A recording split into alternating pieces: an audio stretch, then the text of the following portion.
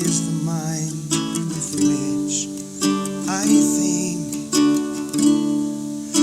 God is the mind with which I think. God is the mind with which I think. God is the mind with which I think. Ready? God is the mind with which I think. God is the mind with which I think. God is the mind with which I think. God is the mind with which I think. God is the mind with which I think. Let's do that one more time. God is the mind with which I think. God is the mind with which I think. God is the mind with which I think. God is the mind with which I think. God is the mind with which I think. God is the mind with which I think.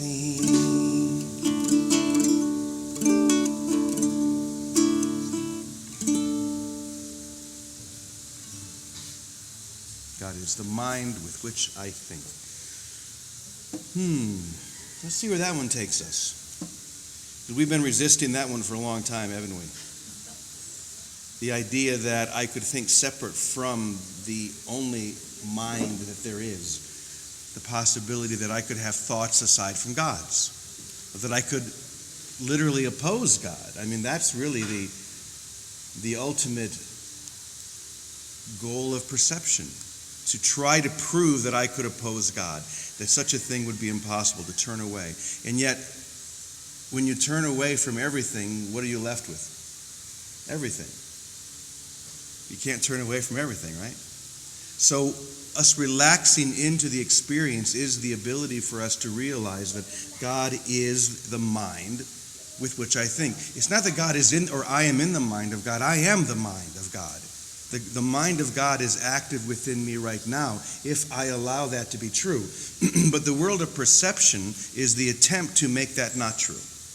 In the tension of perception, all of the drama, all of the trauma, everything that happens to us is the attempt to make that not true. But when we relax and just fall back into this and be willing, like we talked yesterday, that little willingness to consider the possibility that nothing else is true, the idea that I could not be in the mind of God, that's what's not true. And I love these first couple of paragraphs. So let me read them. So the first one says, today's idea holds the key to what your real thoughts are. Wouldn't that be nice to know what your real thoughts are rather than what you think you think? That's what we're going to hear now. They are nothing that you think you think. Just as nothing that you think you see is related to vision in any other way.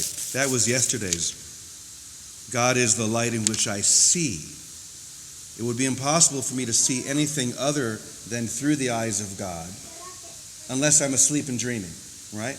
If my eyes are closed and I'm asleep and dreaming up a whole nother world with impossible laws and rules or whatever it may be, when I open up my eyes and I can see through the eyes of God, I can see what is seen by God.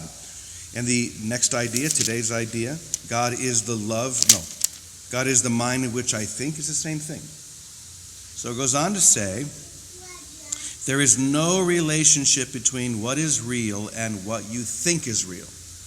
That's interesting. No relationship between what is real and what you think is real. If you're trying to think aside from the thoughts of God, or all that is, or the only thing that could possibly be real, then anything that you think is real is not. Nothing that you think are real thoughts resemble your real thoughts in any respect.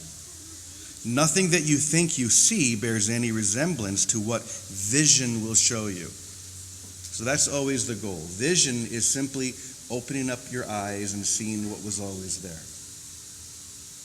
Seeing apart from the vision of God, or thinking apart from the thoughts of God, is what did all of this. Created all of the illusions, all of the trauma, everything that you've ever been caught by. That's the tension of this world. So, you think with the mind of God, therefore you share your thoughts with him, and he shares his with you. So this is the experience that we've been talking about.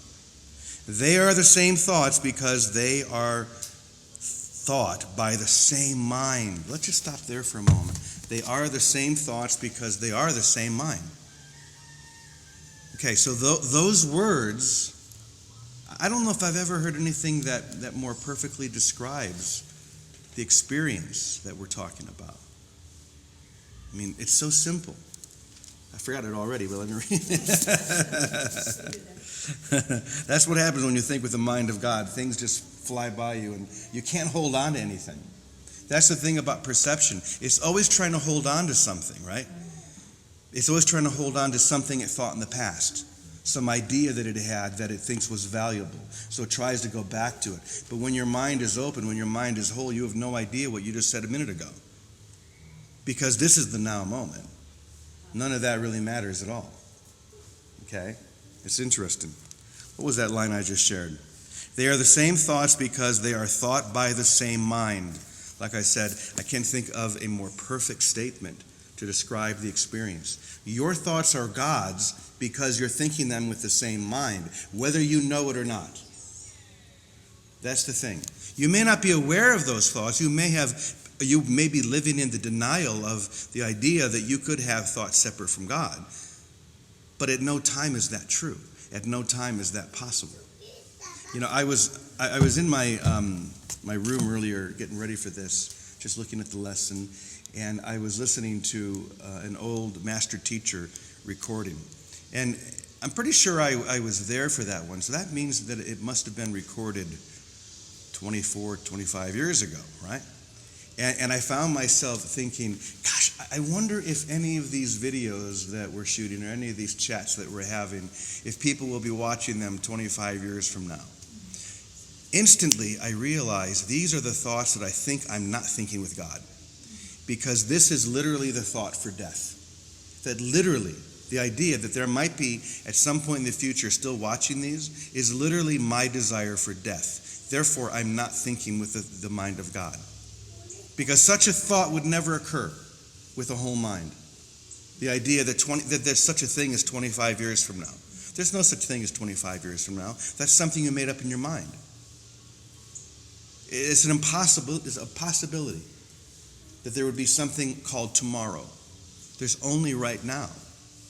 And so in this moment, being able to open up and to realize that every thought that I have, I'm sharing with God, if it's true. And if it's not, that's okay.